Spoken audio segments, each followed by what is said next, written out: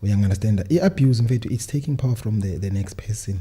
Yeah, but it's taking power from the next person. But now another thing that Benson Funo, like for me it doesn't make sense because I'm a psychologist, I'm an expert saying most of perpetrators or most of abusers out there it's because of earlier. It's rooted from home. But if you know very well how it felt when you witness your mom, would you want your kids to go through the same feeling? When you are sick, you've got some kind of a psychological problem, and then good dealing. Because of bakhona bathi mina I grew up under a condition as you. I'm not going to let abantwana bami bakhule under yona. Bakwazi ukubona ukuthi this is wrong. But bakhona laba abastake kuyo. You understand? Ukuthi I express naye. Ukuthi ayizwise. That's why benze for example bathi ama serial killer ayiqala ibulala umuntu. Qala ngembovane ize ngiphela ize ifike ekondwaneni ize kwinja until yozama kumuntu. You understand? Ukhona othi he started being aroused when he was 6 playing with his aunt wamqwicha and then naye wa actor dead. Yamchaza leyo. And then it became messy. From kuphi? Yabo. So yonke into kuma abusers bra. It start like siyakula man. Sikula spaningi. Yabo. What should we do as a country or as a society?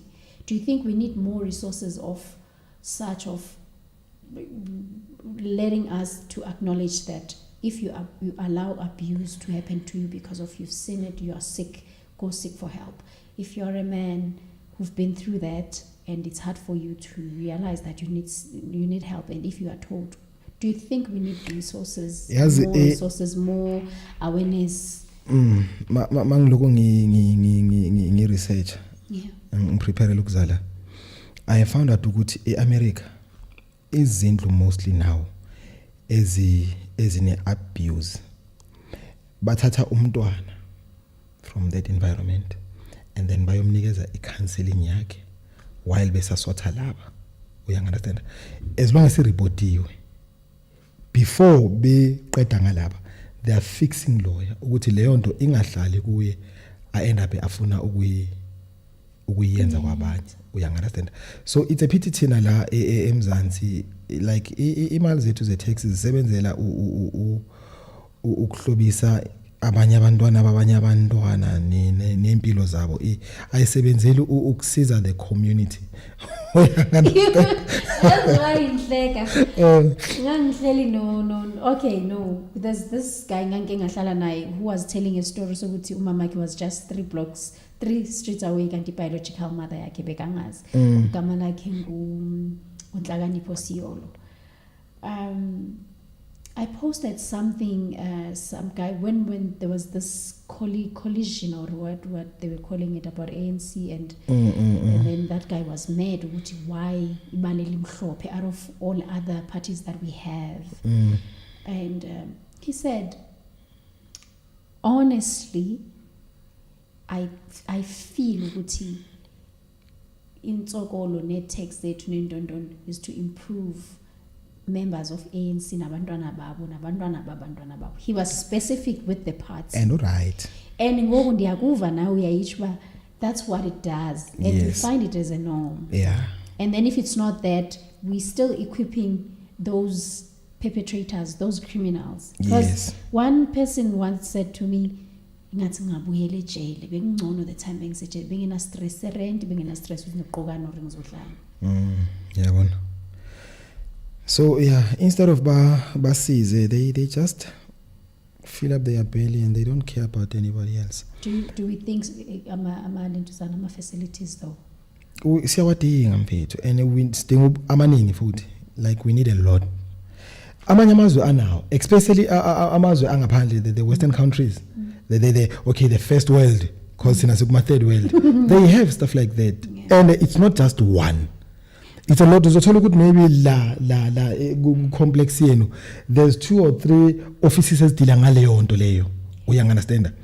Umuntu makathi reporter, akayi asuke maybe la aye maybe no usuka la across nje iblock. You don't even have to ukuthi wena uyoreporta. Somebody else uyabona leyo nto uzohamba uyoreporta on your behalf. Uyangunderstand? That's why kunaboma social what, social welfare, social what. Uyangunderstand?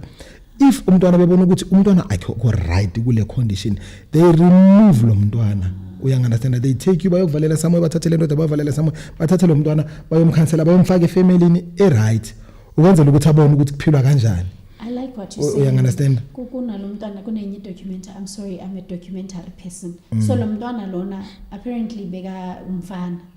Uye wa abuse wa sexually enough 4 to 5ish. And then uma wakhe wam neglect. And then the IQ level lo mntwana, then he was 14 and the IQ level yakhe is what it was at 40. So it means that u behave like a first or second year grader. And then uboshiwe lo mntwana because lo mntwana lona ujwayele ukuthi umuntu makafuni attention yakhe uyamlala. So kuhlelo etafileni kuyadliwa adoptwe mangithi ufosterwa one of the relatives. Kuhlelo etafileni abamnakanga. Uyaphakama kukho abantwana bayithuba amantombazana uyaqala uyabamba bayambopha lo mntwana. Talking about ama facilities, baye bamthatha lo mntwana bamfunela umuntu ozomgada 24 hours while esetshele because of they got different from other kids. And then they realized ukuthi lo mntwana beka accuse because ubonisa ukuthi bengayazi uyabatshela ukuthi angithi bebenganginikezi attention. So mina umuntu ngazi ukuthi ngamumalumama wayithi makafuni attention yami enze kanje. Akazi. Through facilities lo mntwana lona baye realize ukuthi okuqala yena bebem accused at that time for that. 2 baya notice ukuthi mentally yake correct. Bamse kuma facilities lawo until ngisilandelela istory sakhona until waze wa adopter. Awaze ngoba ma 30s sekanenye family uadoptiwe. Uhambe ama facilities from juvenile to abantu abadala to independence to whatsoever. I hear you but izovela imali. Lapha abadla imali. Abayikudla imali abafethu anikele enough manje enough isizwe siyaphela. What would you say to that guy out there who's been abused, not physically, tshela the way useless ngakhona and all of that, and then mhlambe here and there he feels triggered ngathi angambamba nje ukela amyekele physically? Yazi mina ngingathini kuye bra, ayiphuma kuye loyo muntu loyo. Nothing good will come out of that. The only thing is uphuma lapho it's death. Nothing else. Phuma kuye man, phuma kuye. Yazi angazi ngenze research ngakanani, like I've got like 10 pages. And yazi umedia Martin angithi bese sikubheka sonke sometimes kube na something ehlekisayo like ubafuma kaluka yabo, then ngiyenze ngimsendele and then ahleke yabo. So ngiyenzile and then ngifakile ku laptop ngithi yazi mangifika le ngifuna kuba professional yazi ngithi beke laptop yami lapha bangiloko ngikhulu bangiloko athi hayi baby ubona ubani ufika le laptop athi